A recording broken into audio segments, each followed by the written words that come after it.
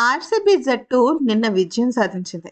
Chinnaswamy stadium వేదికగా జరిగిన ఈ పోరులో బెంగుళూరు జట్టు చెన్నై పైన అద్భుతమైన విజయం సాధించింది.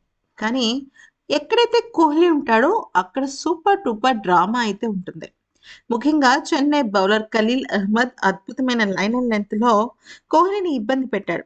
మూడో ఓవర్ చివరి బంతికి కోహ్లీ భారీ షాట్‌కు ప్రయత్నించి విఫలమవ్వగా ఖలీల్ అతన్ని ఉద్దేశించి ఏదో అన్నాడు. దీనికి కోహ్లీ కూడా ధీటుగా స్పందించడంతో ఇద్దరి మధ్య కాసేపు వాగ్వివాదం జరిగింది. ఒకరినొకరు తీక్షణంగా చూసుకుంటూ ఉండడంతో మైదానంలో ఒక్కసారిగా ఉత్కంఠ నెలకొంది. ఖలీల్ చేసిన వ్యాఖ్యలతో కోహ్లీలోని అసలైన దూకుడు బయటకొచ్చింది. 4గో ఓవర్ వేయడానికి వచ్చిన మ్యాట్ హెన్రీని కోహ్లీ లక్ష్యంగా చేసుకున్నాడు.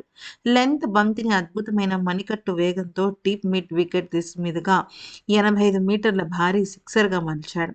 ఆ బంతిని కనీసం చూడకుండా నో లుక్ శైలిలో కోహ్లీ ఆడిన తీరు అభిమానుల్ని ఉర్రూతలూగించింది. అదే ఓవర్ మరో 4 కూడా కొట్టి స్కోర్ బోర్డును పరుగులు పెట్టించాడు. అయితే ఈ మ్యాచ్‌లో కోహ్లీ 18 బంతుల్లో 28 పరుగులు అంటే 2 ఫోర్లు, ఒక సిక్సర్ సహాయంతో అన్షుల్ కంబోజ్ బౌలింగ్‌లో పెవిలియన్‌కు చేరాడు.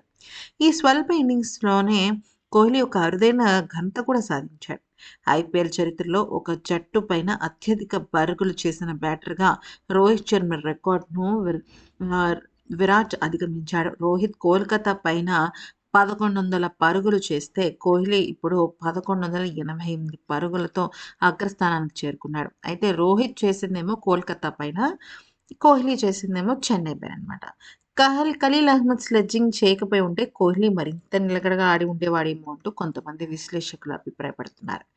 అయితే ఇదేమి వీళ్ళకి కొత్త కాదు. గతంలో కూడా ఇలాంటివి జరిగింది కానీ అంతగా సీరియస్ అవ్వలేదు.